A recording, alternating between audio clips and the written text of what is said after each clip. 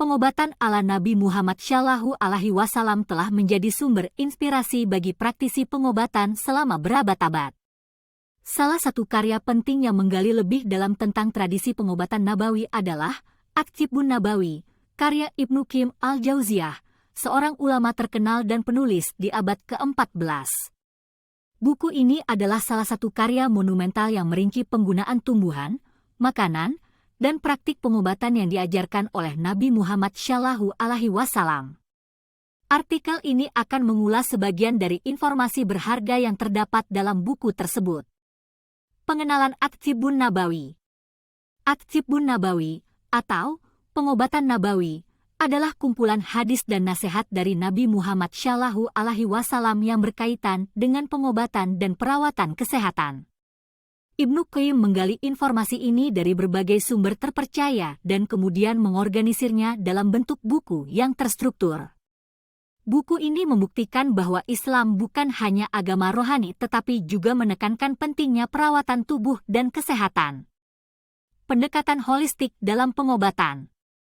Salah satu konsep utama yang dijelaskan dalam At-Tibbun Nabawi adalah pendekatan holistik terhadap pengobatan. Nabi Muhammad Shallallahu Alaihi Wasallam mengajarkan agar perawatan tidak hanya difokuskan pada tubuh fisik, tetapi juga pada kesehatan mental, emosional, dan spiritual. Ini mencerminkan kebijakan Nabi yang menyadari keterkaitan antara kesehatan fisik dan kesejahteraan spiritual. Penggunaan tumbuhan obat. Buku ini menguraikan banyak tumbuhan obat yang digunakan oleh Nabi Muhammad Shallallahu Alaihi Wasallam dan umatnya untuk mengatasi berbagai masalah kesehatan. Sebagai contoh, daun kurma dan madu digunakan untuk meredakan batuk dan pilek. Zafaran, saffron, digunakan untuk meningkatkan nafsu makan. Banyak tumbuhan obat lainnya juga disebutkan dalam buku ini, menunjukkan pemahaman mendalam tentang sumber daya alam sebagai sarana pengobatan. Pola makan yang sehat.